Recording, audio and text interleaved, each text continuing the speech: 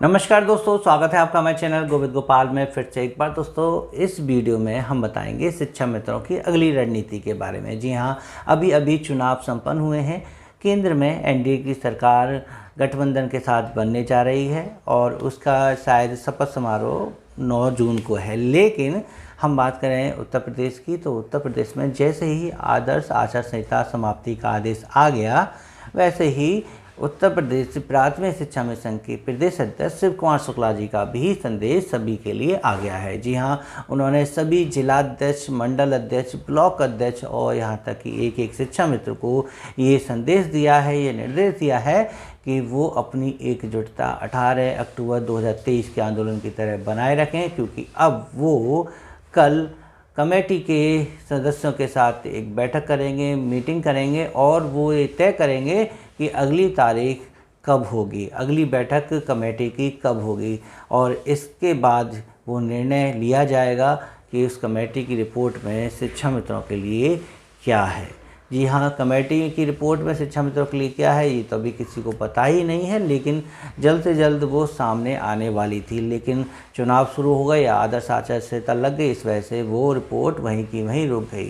कहने को तो ये भी कहा गया था कि रिपोर्ट पूरी तैयार हो चुकी है और माननीय मुख्यमंत्री तक वो पहुँचेगी, उसकी घोषणा फिर हो जाएगी। लेकिन अब इस पर क्या और कार्य हो सकता है, क्या इसमें संशोधन हो सकता है, इसमें बदलाव हो सकता है? क्यों?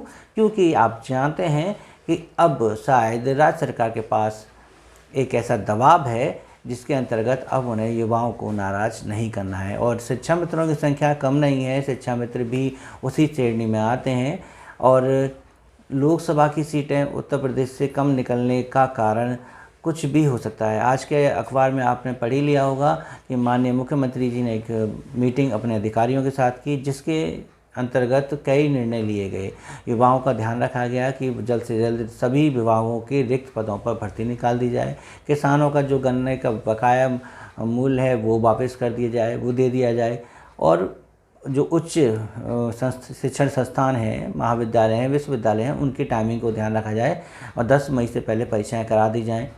शिक्षकों की प्रमोशन और पदोन्नति जो है वो कराई जाए, शिक्षकों के ट्रांसफ़र भी कराया जाए। तो कुल मिला के ये है कि अब कार्य तेज़ी से होगा। क्योंकि कहीं ना कहीं युवाओं की नाराज़गी रही है, जिसकी वजह से लोकसभाओं की सीटें कम निकली हैं। तो क्या शिक्षा मित्रों की रिपोर्ट में भी कुछ ऐसा शामिल किया जा सकता है जिसकी वजह से शिक्षा मित्र संतुष्ट ना हो और वो फिर से एक आंदोलन की राह अपनाएं, या फिर शिक्षा मित्र की कमेटी की रिपोर्ट में शायद उम्मीद से ज़्यादा मिले, जब जो मांगे थी वो मिल जाएं तो शायद फिर वो संतुष्ट हो जाएं और सरकार के साथ खड़े रहें। लेकिन यहाँ पर शिव कुमार शुक्ला जी प्रदेश अध्यक्ष जो हैं, उन्होंने साफ कह दिया है कि हम कमेटी की रिपोर्ट जल्द से जल्द लागू कर पाएंगे और अगर ऐसा नहीं होता है तो वो संघर्ष का रास्ता अपनाएंगे, यानी कि वो आंदोलन करने के लिए तैयार हैं, वो आंदोलन के लिए तैयार हैं। और ये आंदोलन 18 अक्टूबर के ही तरह लखनऊ की ज़मीन पर एक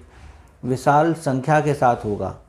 तो यहाँ पर एक मोड़ बस इतना आ सकता है, या कह सकते हैं कि इस वक्त ये ध्यान देने वाली बात है कि एक अगर बड़ा आंदोलन होता है, एक बड़ा महान आंदोलन होता है, तो वो क्या लखनऊ की ज़मीन पर होना चाहिए?